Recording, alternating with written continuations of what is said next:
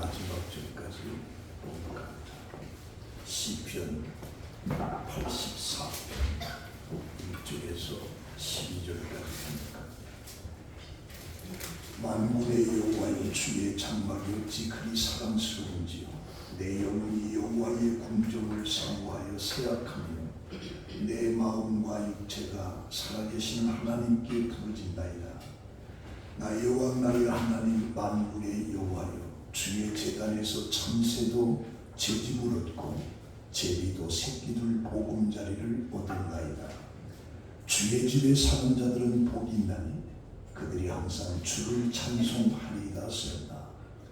주께 심히 얻고 그 마음에 시온의 대로가 있는 자는 복이 있나이다. 그들이 눈물 골짜기로 지나갈 때에 그곳에 많은 샘이 있을 것이며 이른 비가 복을 채워 주나이다. 그들은 힘을 얻고 더 얻어 나아가 시온에서 하나님 앞에 각기 나타나리이다. 만군의 하나님 여호와여, 내 기도를 들으소서. 야곱의 하나님이여, 귀를 기울이소서. 셀라. 우리 방패이신 하나님이여, 주께서 기름 부으신 자의 얼굴을 살펴보소서. 주의 궁정에서의 한날이 다른 곳에서의 첫날보다 나은지, 악인의 장막에 사는 것보다 내 하나님의 성전 움직이고 있는 것이 좋사오니, 여호와 하나님은 해요 방패이시라. 여호와께서 은혜와 영광을 주시며 정직하게 행하는 자에게 좋은 것을 아끼지 아니하실 것임이니라. 만군의 여호와여, 주께 의지하는 자는 복이 있나이다. 아멘. 봉독한 말씀을 가지고 상복한 사람이라고 하는 내용으로 함께 은혜를 받습니다. 도스토옙스키의 단편집에 오순 사람의 꿈이라고 하는 단편이 있습니다. 그 내용을 보면 모든 것이 죽어 있는 세계에서 이 작품이 시작이 됩니다. 아무것도 느낄 수 없고 아무것도 그의 주의를 끌지 못하고 어떤 것도 존재하지 않는 세상입니다. 거기에 주인공 화자는 모든 것이 죽어 있는 이 세계를 스스로 떠나려고 합니다. 자살로 생을 마감을 하려고 하는 거죠. 11월 3일 정말 최악으로 음산하고 컴컴한 밤이었다. 차갑고 음산한 비, 인간에 대한 분명한 정의를 품은 무시무시한 비가 쏟아붓던 어느 날이었다. 집으로 돌아가던 중 우연히 밤하늘에서 반전처럼 빛나는 작은 별 하나를 발견한 화자는 이를 일종의 계시로 받아들인 겁니다. 그래서 그날 밤 반드시 자살의 결심을 실행에 옮기겠다고 다짐을 합니다. 그런데 갑자기 추위에 떠는 작은 여자의 하나가 나타나 죽어가는 엄마를 도와달라고 매달립니다. 하지만 이제 그 세상을 떠날 결심을 한 화자는 그 무엇과도 연관되어서는 안 된다. 그래서 화자는 그 소녀를 매몰차게 외면하고 집으로 돌아왔습니다. 역설적이게도 그 소녀에 대한 연민 때문에 차마 방아쇠를 당기지 못합니다. 내가 만약 오늘 밤 자신을 끝내기로 결심했다면 왜 어린 소녀에게 연민을 느껴야 되는가? 나는 그 아이가 너무 불쌍했다. 정말이지 이런 상황에서 믿을 수 없을 만큼 그 아이가 따뜻한 것이 기억에 생생하다. 그 죽어있던 화자의 심장에 동정과 연민이 생겨난 것입니다. 이 동정과 연민을 뜻하는 러시아의 소스트 나다니에라고 하는 것은 함께 고통을 받는다라고 하는 의미입니다. 그 연민이라고 하는 것은 가엽게 슬프게 생각한다. 이 연민이죠. 그러니까 함께 고통받는다라고 하는 의미인데, 이 도스토옙스키가 연민이라고 하는 것은 전 인류의 가장 중요한, 아니면 유일한 존재 법칙이라고 도스토옙스키 말을 합니다. 유일한 존재의 법칙이 화자의 심장에 부활한 거죠. 하지만 이런 사실을 알리 없는 화자는 그저 소녀에 대한 연민으로 괴로워하다가 안락그다에 깜빡 잠이 들고 맙니다. 꿈속에서 미지의 존재에게 이끌려 지구와 똑같은 쌍둥이 별에 도착을 화자합니다. 그것은 에덴 동산 같은 낙원으로 그곳 사람들은 아담과 하와처럼 죄를 모르는 채 살아가고 있었습니다. 그런데 화자가 이 낙원을 존재하면서 그 낙원을 타락시키고 오염을 시킨 것. 에덴 동산과 같았던 낙원은 어느새 화자가 진저리를 치며 떠나려고 했던 지구와 똑같은 상태로 변하게 된 것. 이 타락한 사람들은 재빠르게 분열하기 시작하고 약자들은 자신들보다 더 약한 자들을 압박할 때 강자들의 도움을 얻기 위해서 강자들에게 기꺼이 복종을 하는 거죠. 내 것이니 싸우더니 곧 연맹을 만들고 자신들만의 깃발을 높이 세우고 이윽고 정의를 고안해낸 그들은 이를 보존하기 위해서 완벽한 문서로 된 법정을 작성하고 그래서 법을 보장하기 위한다라고 하는 것으로 단도대를 세우면서 사람을 죽이는 겁니다. 이 세계를 이끄는 총명한 사람들은 전쟁을 통해서 자신들의 승리의 걸림돌이 되는 총명하지 못한 사람들을 박멸하기 위해서 애를 쓰고 이런 모습을 고통스럽게 지켜보던 주인공은 괴로움에 몸부림을 치다가 그 화자가 잠에서 깨어납니다. 그 순간 화자는 마치 알을 깨고 나온 것 같아요. 그러면서 내 이웃을 내 몸과 같이 사랑하라고 하는 마태복음 22장 39절입니다. 이 진리가 타락한 지구를 구원할 수 있는 해답이라고 하는 것을 화자가 거기서 깨닫게 됩니다. 그래서 내 이웃을 내 몸과 같이 사랑하는 사람들만 있다면 지구도 한 시간 내에 유토피아와 같은 세상이 될 것이라고 하는 걸 생각해요. 그래서 화자는 이 단순하지만 놀라운 이 진리를 설파하는 전도사로 차차하면서 타락한 지구를 건질 수 있는 것은 내 이웃을 내 몸과 같이 사랑하라고 하는 이 외침을 스스로 외칩니다. 그러나 이 진리가 내 이웃을 내 몸과 같이 사랑하라고 하는 이 진리가 지구에 있는 타락한 백성들에게는 너무 우스꽝스러운 것입니다.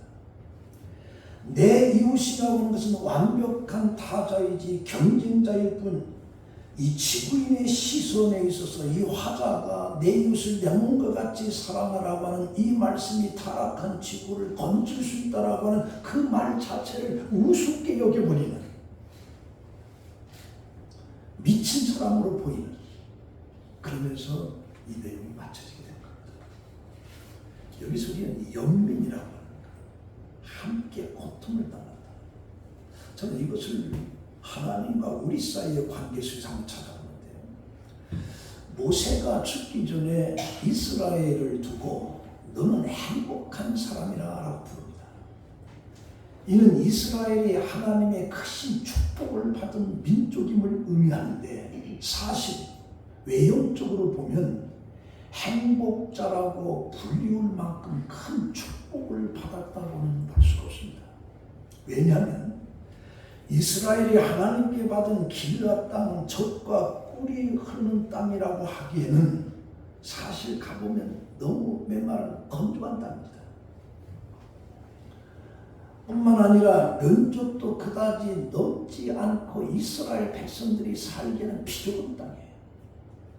사실 이 가나안 땅에 비하면 아수르라든가 바벨론이라든가 애국 사람들이 살고 있는 땅은 광활한 평야에다가 하천이 잘 발달된 관계로 치수 사업만 잘하면 장기간 비가 오지 않아도 한동안은 버틸 수 있는 훌륭한 자연 요건을 갖춘 비옥하고 풍요로운 땅입니다.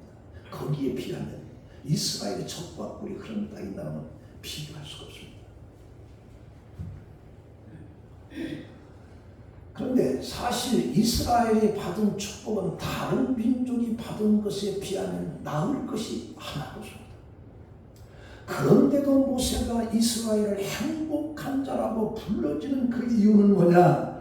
그들이 이 세상 모든 민족 중에서 유일하게 하나님의 선택을 받은 하나님을 섬기는 하나님의 백성이 됐다라고 하는 차원에서 너는 행복한 사람이라 그렇게 말합니다. 세상에는 많은 민족이 있지만 유독 이스라엘만이 창조주 하나님을 알고 섬길 수 있는 특권을 부여받은 것입니다. 특별히 이스라엘이 섬기는 하나님은 모든 복의 근원이 되시는 하나님인데 그런 하나님을 섬긴다라고 하는 것이 바로 복을 누린다라고 하는 의미가 되는 겁니다. 그래서 모세는 신명기 33장 29절에 이스라엘이여 너는 행복한 사람이다. 여호와의 구원을 너같이 얻은 백성이 누구냐? 그는 너를 돕는 방패시요 내 영광의 칼이시오. 내 대적이 내게 복종하리니 내가 그들의 높은 곳에서 밟으리로다. 이어서 33장 26절에 여호수아여 하나님과 같은 이가 없도다. 그가 너를 도우시려고 하늘을 타고 궁창에서 위엄을 나타내시는도다. 그러니까 너는 행복한 사람이로다라고 하는 그 말의 의미가 하나님이 계시다, 하나님의 선택됐다라고 하는 것에 너는 행복한 사람이라고 그렇게 말하는 것입니다. 그런 의미에서 오늘 우리 성도들은 행복한 겁니다. 아멘. 왜냐하면 이스라엘 민족이 그러했던 것처럼 세상의 많은 사람 중에서 하나님을 알고 섬길 수 있도록 특별히 선택받은 사람들, 그래서 하나님의 백성이 되어 그를 섬기는 것이 원한다고 되는 것이 아니라 하나님의 선택된 자만이 가능합니다. 그래서 세상적으로는 자랑할 것도 없지만 복의 근원이신 하나님이 우리 하나님이 되는 거예요. 그래서 성도 여러분들은 행복한 사람입니다. 여루순이라고 하는 것은 모든 정직한 그런 의미가 있는데 이스라엘을 대체해서 말합니다. 이스라엘이 하나님 같은 이가 없도다. 하나님과 같은 이가 없도다. 그래서 하나님 앞에 구부러지지 않는 여수론과 같은 그런 자들에게 하나님은 그들을 갖다가 보호해줘. 그런 차원에서 이스라엘은 행복한 사람이다. 그래서 여러분들도 그런 측면에서 우리 옆 사람들에게 당신은 정말로 행복한 사람이나 한번 이야기 한번 해보세요.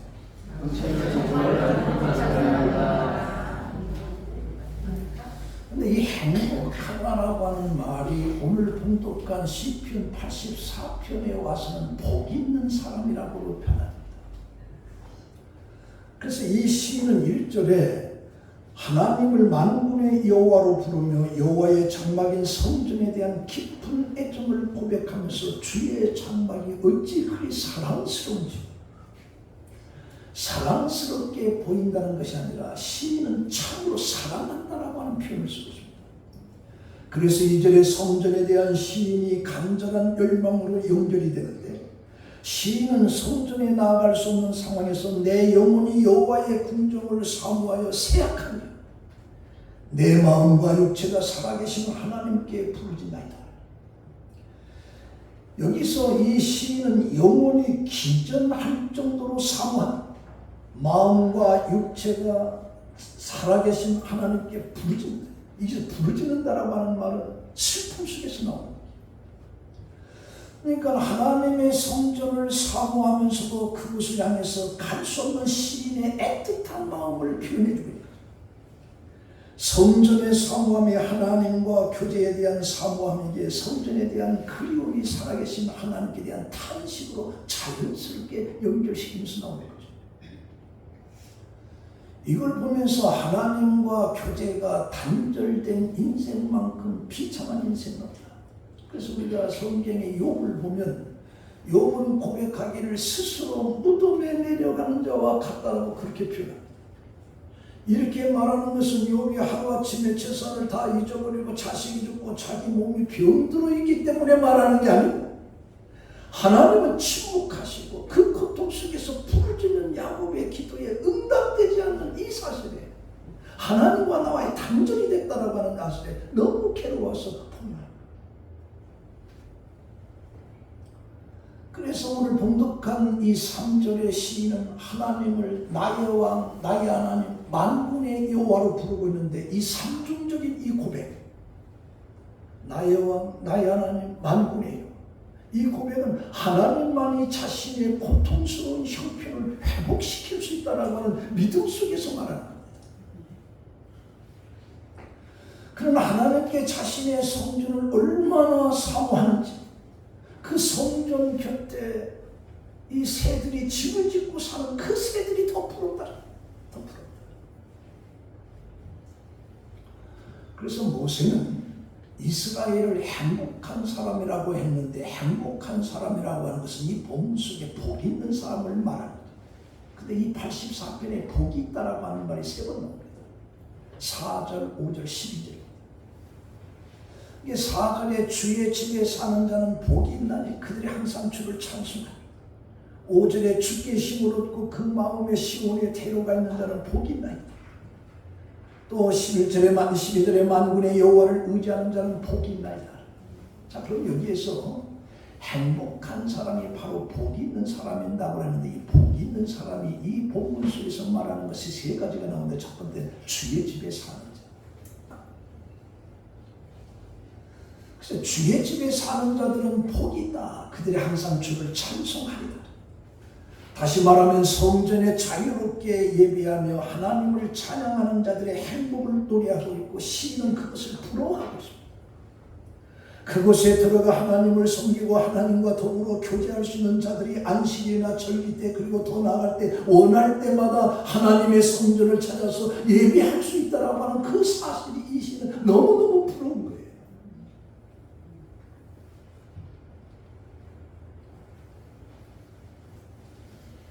그래서 이 시인은 어떤 위치에 있든 어떤 신분을 가지고 있든 하나님과 교제하고 예배한다라고 하는 그 자체가 너무도 큰 축복이라고 묘사하고, 그래서 10절에 보면 주의 궁정에서의 한날이 다른 곳에서의 첫날보다 나은지, 악인의 장막에서 사는 것보다 내 하나님의 성전 문지기로 있는 것이 좋사오니, 시인은 그렇게 봅니다. 여기에서 이 시인은 주의 궁정에서 한날, 다른 곳에서 첫날, 악인의 장막, 하나님의 성전 문지기로 대조를 하면서 어떤 피해를 감수하더라도 하나님 전에 거하기를 원하는 간절한 소망이 표현되고 있는 겁니다.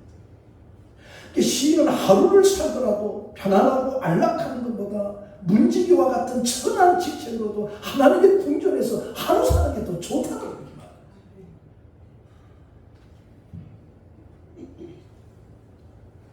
그래서 이 시인은 하나님이 주신 은혜를 입으면서 사는 것이 얼마나 큰 축복이고 빼앗길 수 없는 은혜인지를 깨닫지 못하면 안 된다는 거죠.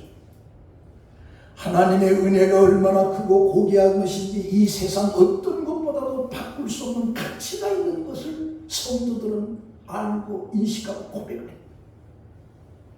그래서 우리 찬송가 94장에 주 예수보다 더 귀한 것은 없네, 이 세상의 부귀와 바꿀 수 없네, 내 대신 돌아가신 놀라운 사랑 잊지 못해, 세상 즐거움 다 버리고 세상 자랑 다 버렸네, 주 예수보다 귀한 것이 없네. 이게 시인이 성전을 사모하는 그런 마음이죠. 우리 마태복음 13장에 보면 밭에 감추인 보화의 비유가 나옵니다. 천국은 마치 밭에 감추인 보화와 같으니 사람들이 이것을 발견한 후에 숨겨두고 기뻐하여 돌아가서 자기의 소유를 다 팔아 그 밭을 사다. 보화가 감추인 그 가치를 깨닫지 못하는 사람은 자기 돈을 집을 다 팔아서 그 밭을 살 수가 없습니다. 그 보화의 가치를 깨달은 사람만이 자기 전 재산을 다 팔아서 그 밭을 살 수가 있어요. 하나님 안에 거하는 축복, 이 세상의 어떤 것과도 감히 비교할 수 없는 영생의 가치, 그 나라의 가치를 온전히 깨달은 자만이 내 모든 것을 팔아서라도 그걸 살 수가 있어요. 그리고 그것을 얻고자 하는 우리의 모든 소유자, 아까워지 않고 팔아 그 고귀한 가치를 살 수 있는 그 신앙. 그래서 시편 27편 4절에 내가 여호와를 바라는 한 가지 곧 그것을 구하리니 곧 내가 내 평생에 여호와의 집에 살면서 여호와의 아름다움을 바라보며 그의 성전에서 사모하는 것이라. 내 평생에 하나님의 성전, 하나님을 바라보며. 빌립보서 3장 8절에 내가 모든 것을 해로 여기는 것은 내 주 그리스도를 아는 지식이 가장 고상하기 때문이라. 내가 그를 위하여 모든 것을 잃어버리고 배설물로 여기면 그리스도 안에서 그 안에서 발견되려 하니. 예수 그리스도가 너무너무 고상하니까 지금까지 내가 가지고 있던 것, 추가하는 모든 걸 전부 다 배설물로 여긴다. 왜? 그리스도가 그만큼 고상하다. 그래서 이 시인은 그것을 삼아. 두 번째는 5절에 보니까 그 마음에 시온의 대로가 있는 자, 복이 있다. 그러니까 시인은 4절 속에 주의 집에 거하는 자가 복이 있다라고 할 때 그 성전에 들어가는 하나님을 섬기고자 하는 교제할 수 있는 자를 가리켰는데 5절 속에 와서는 시온의 대로가 있는 자, 시온을 사모하고 그 길을 향해서 나아가는 그 순례자들을 얘기합니다. 하나님의 성전을 찾아가는 순례자들을 얘기합니다. 그 순례자들이 복이다. 새들을 부러워했던 그 시인은 절기를 지키기 위해서 시온을 향해서 순례할 수 있는 이들의 행복을 선언하면서 부러워하고 있어요. 왜? 그 순례의 길이 고통스럽지만 궁극적으로는 하나님의 성전에 도착해서 하나님을 만날 수 있다는 거죠.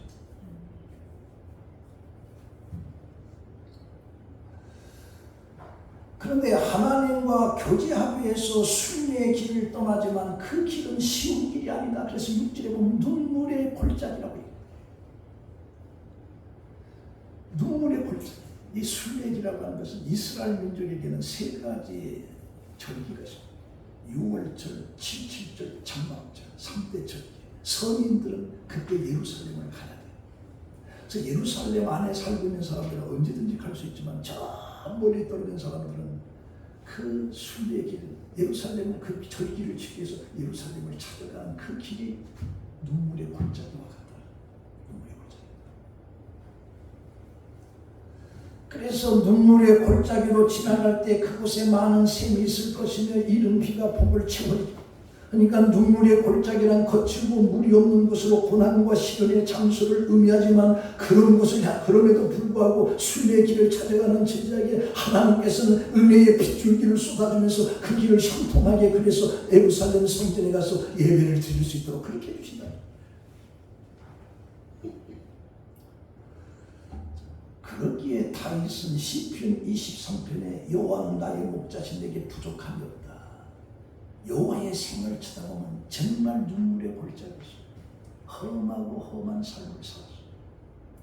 그럼에도 불구하고 여호와는 나의 목자신 내게 부족함이 없으리라.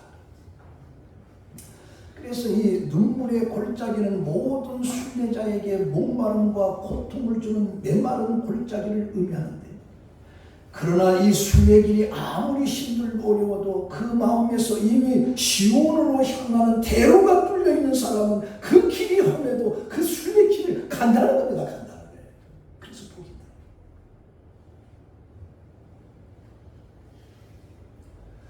하나님을 만난다라고 하는 그 기대가 눈물의 골짜기조차도 많은 샘이 솟는 장소로 변화시키고 또 그 길이 이른 비와 늦은 비의 은퇴를 입는다. 그래서 순례자들이 걸어가는 길들이 하나님의 은혜로운 돌보심의 장소로 변하게 되고, 그리고 시온으로 향하는 순례자들을 동행하시는 하나님의 도우심으로 안전하게 시온에 도착해서 하나님을 뵙고 그곳에서 예배를 드리는 그들이 시는 너무 부럽다는 거죠. 우리는 삶 속에 가끔 눈물의 골짜기, 시온의 대로가 있어서 그 길을 가는 우리에게 눈물의 골짜기가 있습니다. 거기에 우리는 항상 물음표를 해요. 어쩌다가 내가 이렇게 됐지? 왜 이렇게 됐지? 어떻게 이곳을 헤쳐나가지? 왜 나한테만 이런 고난이, 눈물의 골짜기가 있는가? 라고 하는 쉼없는 질문을 던지게 돼요. 그래서 우리는 삶의 현장을 눈물의 골짜기라고 합니다. 그런데 7절에 보니까 그들은 힘을 얻고 더 나아가 시온에서 하나님 앞에 각기 나타나니 힘을 얻었어. 또 얻었어. 그 눈물의 골짜기를 지나서 결국에 하나님 앞에 나아가. 그래서 그들은 눈물의 골짜기에서 하나님의 놀라운 은총을 체험하게 되는데 문제는 뭐냐? 그것이 우리들의 순례의 길의 종착이 아니다는 얘기죠. 그들은 하나님의 은총을 입어서 힘을 얻음으로 그 자리에 일어나서 오르고 또 오르고 최종적인 목적인 예루살렘 하나님의 성전까지 나아가는 것이 그들의 목적이에요. 그런데 믿음의 순례의 길을 떠나는 성도들에게 최종 목적가 하나님이 거하시는 곳인데 그건 관심이 없고 눈물의 골짜기에서 샘물이 터지게끔 하고 이른 비와 늦은 비를 둬서 곡식들이 풍기는 그곳에 안주하려고 하는 사람들이 많다.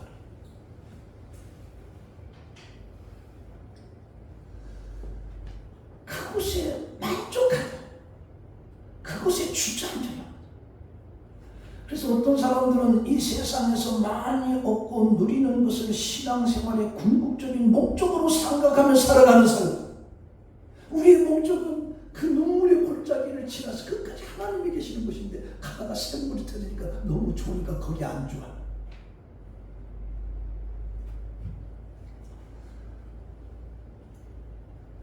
그래서 이 시인은 그 마음에 시온의 대로가 있는 자라. 그 시온을 사모하고 그 길로 눈물의 골짜기 힘들어도 가고 그냥 가고 샘물이 터져서 이루가 그것을 넘어서 또 가고 그런 자가 복이다. 그래서 오늘 우리들은 내 마음속에 하나님을 향하는 대로가 뚫려있는 거예요. 아니면 터지는 샘물 속에 이른 비가 되지 그것에 안주하고 이것이 마치 천국인 것처럼 그렇게 살아가보진 않는 거예요. 그러니까 아직도 내 마음에 천국의 대로가 그려있는 거예요. 뚫려있는 거예요. 하나님을 예배하고 만나는 일을 삶의 최우선 순위로 두면서 살아가고 있는지 그러할 때 현재 모든 어려움도 하나님의 풍성한 은혜를 경험하는 기회가 됩니다. 그래서 고린도전서 1장 18절에 십자가의 도가 멸망하는 자에게는 미련하는 것이요 구원을 얻는 우리에게는 하나님의 능력이로다. 베드로서 3장 13절에 우리는 그의 약속대로 의에 거하는 바 새하늘과 새 땅을 바라보는도다. 이게 시온의 대로의 마지막 종착. 그걸 향해서 가는 시인 그것을 풀어갑니다. 그리고 세 번째는 12절 속에 주께 의지하는 자다. 의지하는 자다. 여호와 하나님을 의지하는 자는 복이 있다라고 했는데 이 복의 개념이 창세기 30장에 보면 레아의 종이었던 실바가 이제 야곱과에서 아셀을 얻게 돼요. 그 아셀을 얻을 때 기쁨이 있다고 해요. 기쁨이 있다. 이게 창세기 30장에는 무언가를 얻었을 때 기쁨을 표현하고 있습니다. 그러나 신명기 10장에 가서는 내가 하나님의 말씀을 지킴으로써 나는 행복이 있다. 신명기 33장에 가서는 뭐라고 하냐? 하나님과 나와의 관계가 올바르게 돼서 나는 행복한 사람이로다. 그렇게 점점 그러다 오늘 봉독한 말씀 속에서는 주를 의지하는 자가 복이다. 삶의 좌표가 하나님을 의지하는 자가 복이다. 그러면 여호와를 의지한다라고 하는 건 뭐냐? 여호와 하나님을 예배하는 자들을 의지하는 자라고요. 예배하는 자들. 일전에 한번 예화를 드렸던 기억이 나는데 일본의 유명한 화장품 회사 가운데 가네모라고 하는 화장품 회사, 가네모라. 제가 화장품에 대해서 무리한이라게 잘 모르겠습니다. 가네모라는 화장품. 이 회사의 역대 회장 가운데 말단 사원으로 들어가서 회장이 된 심화적인 존재가 있는데 그가 바로 미타니 야스토라고 하는 사람입니다. 미타니 야스토라. 이 사람은 결혼을 한 후에 아내로부터 전도를 받아서 예수를 믿게 되었는데 하루는 아내가 남편에게 여보 주님만 하나님만 기뻐하는 일을 하세요. 출세 안 해도 됩니다. 그저 하나님만 기뻐하시는 삶을 사세요. 하나님 기뻐하시는 삶을 살다가 회사에서 정리되더라도 과감히 그만두세요. 그러면 우리 둘이서 전도하러 다니면 돼요. 이 다른 아내들은 전부 다 출세하라고 말하는데 이 부인은 막 출세 안 해도 된다라고 하는 이 말에 남편의 마음이 막 닿은 거예요. 당신은 출세 안 해도 됩니다. 회사에서 그만두고 나오세요. 그 남자 얼마나 행복합니까? 얼마나 마음이 편해요. 그래서 예수님을 믿고 난 뒤에 출세보다 어떻게 하면 하나님을 기쁘시게 하는 삶을 살까 고민하다 보니 세상을 보는 안목이 달라지더라고요. 안목이 달라지더라고요. 그가 늘 간직한 말씀은 갈라디아서 1장 17절 말씀인데 이제 내가 사람을 좋게 하려 하나님을 좋게 하려 사람들에게 기쁨을 구하려 내가 지금까지 사람들의 기쁨을 구하는 것이었더라면 그리스도의 종이 아니니라. 이것 때문에 불이익도 당하고 왕따도 당하기도 하고 어떤 때는 회사를 그만두어야 할 위기도 맞을 때도 있었지만 그러나 하나님을 기쁘시게 하기 위해서 살 때 그 하나님은 말단 직원을 그 회사 회장까지 옮겨놨다. 주를 의지하는 현대인들은 저마다 자신이 불행하다고 외치는 이유가 뭐냐? 다른 사람과의 비교 속에서 충분한 만족과 기쁨을 느끼지 못하기 때문에 자기는 불행하다고 합니다. 그러나 우리가 50년 전으로 되돌아가면 지금 라면 먹는 것도 힘들어요. 저는 15살 때 좀 이 보디빌딩도 하면서 소원이 뭐냐? 삼양라면에다 달걀 넣고 먹는 것이 소원이었어요. 얼마나 맛있어요. 영양 보충이 못합니다. 근데 지금 라면이 아니라 갈비 먹으면서도 불행을 느끼는 왜? 정말 비교서. 그래서 옆집이 땅을 사면 배가 아프고 옆집이 산 땅값이 오르면 배가 더 아픈 거예요. 인간의 속성이죠.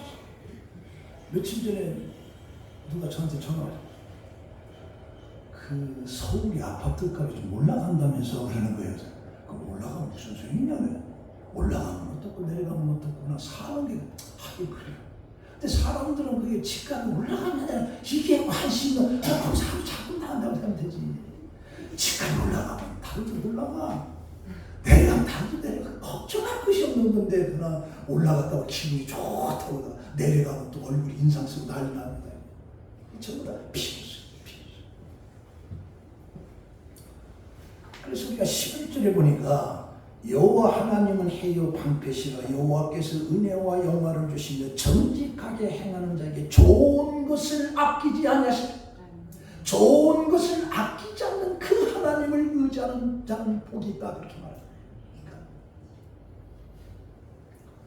자, 오늘 이 말씀을 결론했습니다.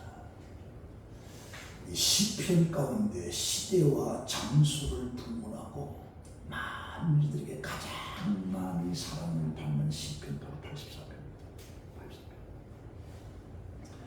이 본시가 이처럼 많은 사람들의 사랑을 받을 수 있었던 것은 자신의 영혼이 쇠약해질 정도로 주의 장막을 사모하는 시인의 애절한 심정이 하나님과 선한 관계를 유지하기를 원하는 많은 사람들에게 공감을 불러주는 겁니다. 주의 장막, 주의 궁전, 주의 집도 뭐 표현되는 성수에 나아가기를 간절히 사모하는 그 시인의 열망, 그리스도에게 나아가 삶의 평화를 경험하고자 하는 신실한 하나님의 백성들을 향해서 말합니다. 눈물의 골짜기를 통과하여 영생북라의 첫 천국을 향해서 순례의 길을 걷는 그 성들의 삶을 표현하는 거죠. 우리들의 삶이 바로 순례죠. 대로, 시온의 대로. 눈물의 골짜기. 우리 가는 길이 같은 공감을 줍니다. 같은 공감을 줍니다. 그래서 영혼의 순례의 길을 쉼없이 가고 있는 자에게 필요한 것은 주의 궁전에서 한 날이 다른 곳에서 첫날보다 낫다. 여러분도 그렇게 생각하세요? 네, 다행이네. 그래서 나 아멘 안 나올까 걱정해요. 전국에 우리 한 날보다 이 세상에서 그냥 100세, 200세, 300세 편히 살았으면 좋겠습니다라고 그런 소망 가지고 있을 줄 알았어. 그런데 다른 곳에서의 천날보다 주의 궁정에서 한 날이 더 좋다. 악인의 장막에서 거함보다 내 하나님의 문지기로 있는 것이 더 좋다라고 하는 이 시인의 이 고백이 오늘 여러분들의 고백이 되기를 예수의 이름으로 축원합니다. 기도하겠습니다. 하나님 감사합니다. 이스라엘은 행복한 사람이로다. 여호와를 의지하는 자는 복이 있도다. 하나님, 우리 성복음 성도들 행복한 사람이라고 하는 걸 인식하고 여호와를 의지함으로 우리는 복 있는 사람이라고 하는 긍지를 가지고 이 세상을 순례길을 당하는 우리 성도들이 되게 하여 주시옵소서. 예수님의 이름으로 기도합니다. 아멘.